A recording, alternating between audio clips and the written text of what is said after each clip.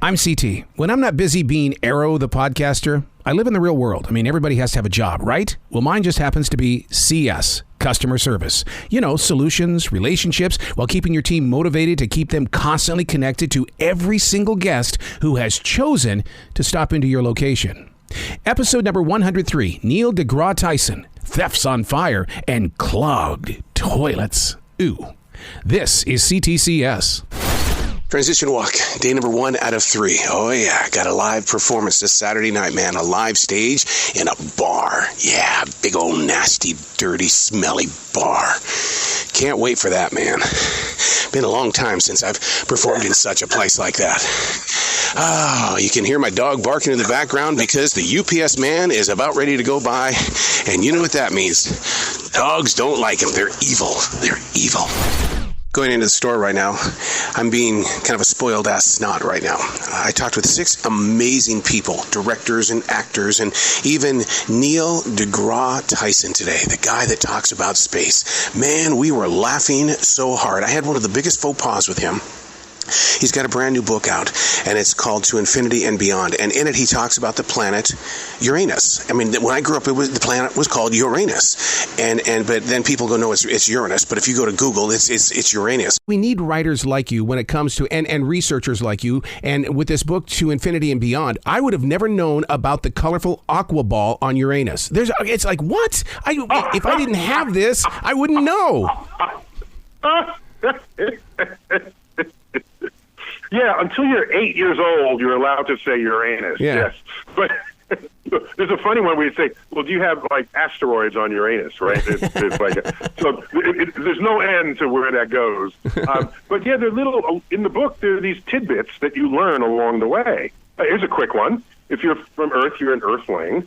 You're from Mars, you're a Martian. If you're from Venus, you're Venusian. Except that's not the correct word. Oh. That word was invented because the real word was already taken, all right? When medical doctors found a disease common to those who make love all the time, they named it after Venus, and it's called venereal. Oh. If you're from Venus, you are venereal.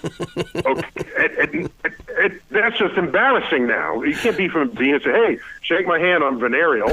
And that's the proper word. So we invented Venusian just to compensate for this loss. You see what I did? No. I admitted to it. I said, I'm the one that put it. Oh, yeah. Well, yeah, I was on the phone call, but did she just, leave it at that? She says, it says that it's fresh foods or whatever it is back there for the bakery. And I said, it was in a bag that was tied. I felt bread, and it's in the bread. So, Well, I would have done the same thing, but she came up here and gave me, a 5-minute lecture, and she's like, you're people.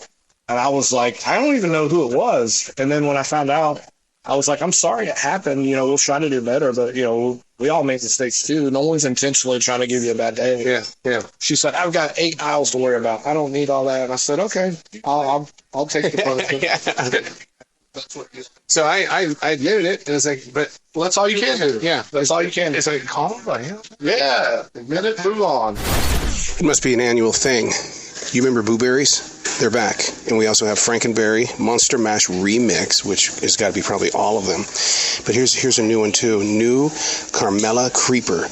Ooh, the scary things from General Mills.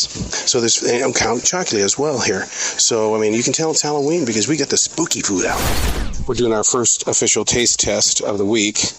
2023 Mountain Dew Zero Sugar. It's the mystery flavor. So it's the Voodoo mystery flavor. Now, here's the thing. The last time that I tasted a Mountain Dew, it was for Taco Bell, and it sucked. So I'm hoping that this at least has some fizz or something to it. Oh, wow. Okay. It's got a good little after flavor to it. When you first go in for it, you're expecting the Mountain Dew flavor, but then it hits in. And the mysterious flavor is just like a combination of several different things. Like maybe Skittles. Security's upset right now. He's been texting ever since he got here. So management is going, he's got to go over. Because I guess in reality, when you think of business, that we don't pay you to text message all day. And, so you should be walking the store. You should be, basically watching the store, everything. Right. She goes, you think I'm crazy? I go, that's up to you. I go, if that's something that really bothers you, then you make that decision. I go, I'll support you away because I work under you. Right. I was like, at the end of the day, is it that important? And he goes, I don't know. That's what I'm trying to figure out. Yeah. A lot of people's anxiety are up right now because of the security guard getting in trouble for being on the smartphone in the way of text messaging and things. I mean, I totally get it. I understand the business world, and I realize that text messaging and things like that, when I see somebody on the register doing it, it does get me a little upset. If somebody were to see me right now doing what I'm doing right now, what would you do? There's a good episode right there. What would you do if you caught CT doing his podcast? What would you do? Not what you need. A soda explosion. A big, gigantic 64-ounce bottle exploding over in the self-checkout area all over the floor. This is where the baggers are supposed to be coming over to help out. No, not this bagger. He's decided that he wants to go over and help people blow up balloons in the floral department. Not his job. Should we call in like a traffic department to, this looks like a big oil spill in the middle of a highway. Yeah. What kind of soda is it? Ginger ale. Ginger ale. How did it explode? I don't know. She dropped it. Of course. Oh, yeah. It's at the desk. Yeah. This is closed off. Oh, you got it closed off for good for a little bit? Yeah. It's a mess. Hey, hello from the studio. I'm probably about an hour and 15 minutes away from going out on my transition walk. I wanted to be in the studio because a lot of people don't get to see this side of me. They think I'm just that long-haired freak that hangs out at a grocery store, and they happen to give me a jersey. The truth of the matter is that we went camping this week, and I have 9 different interviews that I've got to transfer over to the physical hard drives so that I can prepare to upload those episodes for future broadcasts. So, but you got to be in the studio, man. You got to dedicate your time, your loyalty to all the editing, the transferring, and the social media connections and stuff. But this is a side of me that people don't get to see because I walk into a grocery store and I'm there to help people find their solutions. I'm here in this studio to locate my own solutions. So I don't know how I find 2 different levels of solution finding, but it's got to work.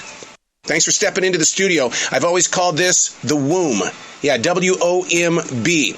The reason why? Creativity starts in the womb. Yeah, your mom knows about that because that's where you started. Transition walk. Day number 2 out of 3. Got that live performance for tomorrow night. Just breathe, man. Just breathe. I always try to share with people that a live performance on stage, oh, you're not going to be at work. Yeah, I challenge you to come do what I do on that live stage. No, it's not an ego thing. It really isn't. What it is that I have to set up my own stage, do the performance, take down your stage, and then when you get home, put your toys away. I think I work harder doing a live performance than I do being in CS.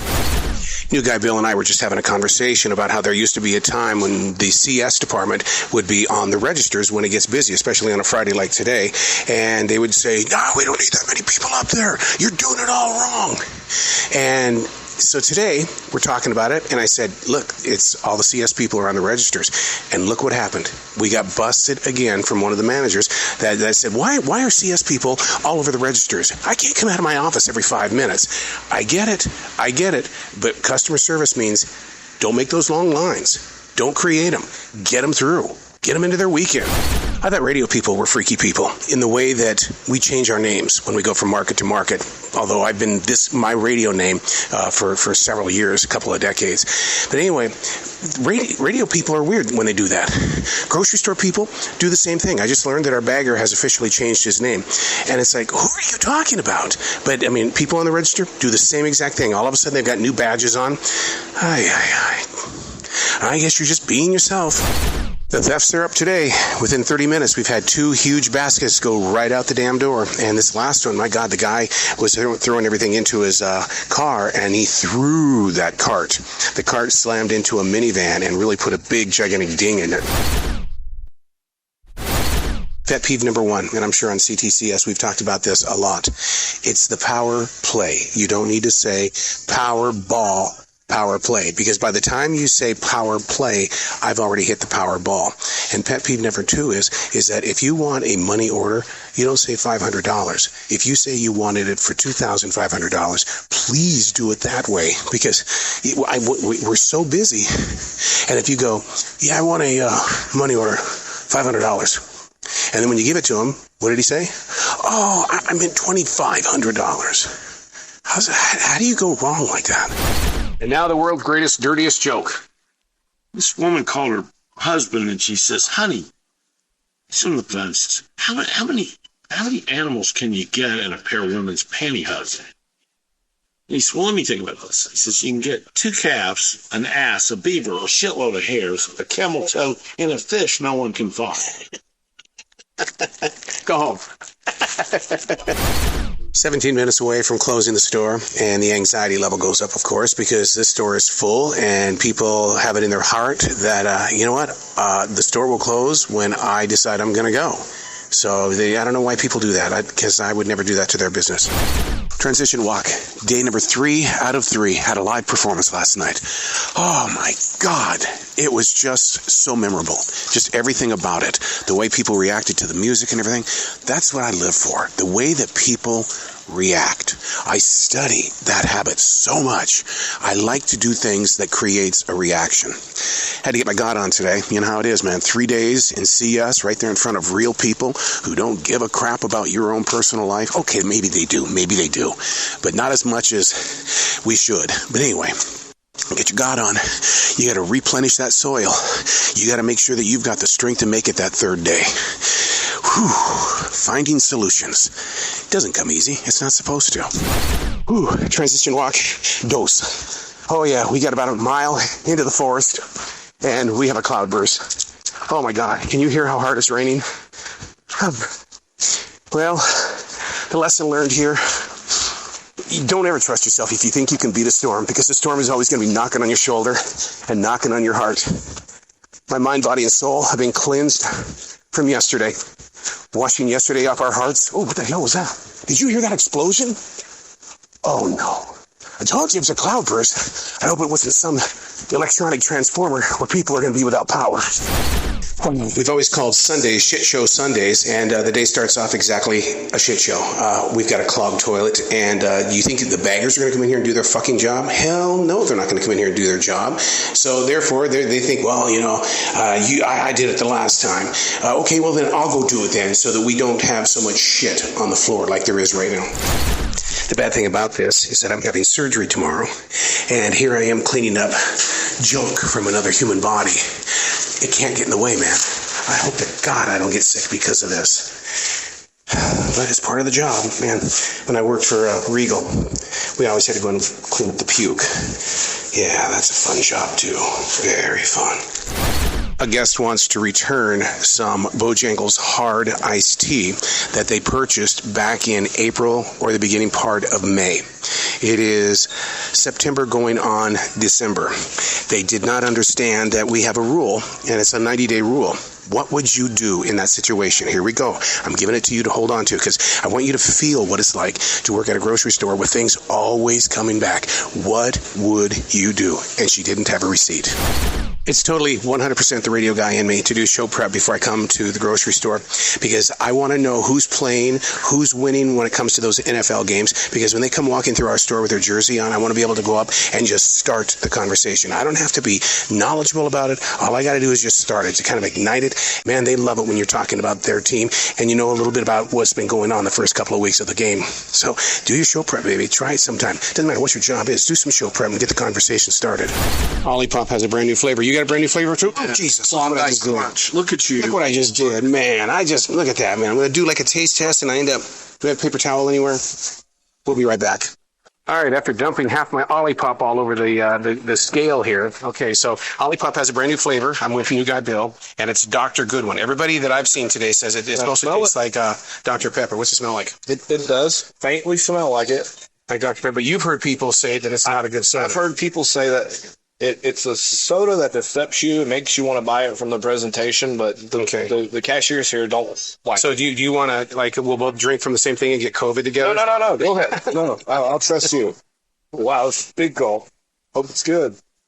Ooh. 1 out of 10. 10. Well, okay, when it first starts off, you kind of go, okay, a little bit of Dr. Pepper, but then the bitter taste comes in. So I'll bet you that's what everybody's talking about is the bitter taste. I don't like it. Not because it has a second flavor. So 1 out of 10, 10 being the best. What would you give that? 5. Ooh. Yeah. Ooh. Oh, yeah. So that's the Olipop Dr. Goodwin. Gets a 5. It was fun talking to a Buccaneers fan. This is the first time in a few years that the Buccaneers have been without Tom Brady. And a fan told me today, he says, the past couple of weeks, I've really enjoyed watching my team, the Buccaneers, because Tom Brady isn't there. This isn't about Tom Brady anymore. It's about real, honest-to-God teamwork. I love it. I love how passionate football fans are. I love it. Holly has just discovered something on the 75% off rack. And how did you discover what it is? I looked yesterday and I thought it was deodorant because I was going to grab it for Squidward, but no, it's for it's pubic anti-shave stick. It's ain't a shave stick for your balls. I'm buying that. We always do a taste test, and should we do a sampling of this just to see let's go for it. And there you have it, another exciting edition of C.T.C.S. I wish more of us did this. Instead of bitching about our jobs, just talk about your job. Share the experience with other people. You never know. You could probably get some new people in line to have some fun at your location. C.T.C.S. Thanks for being here.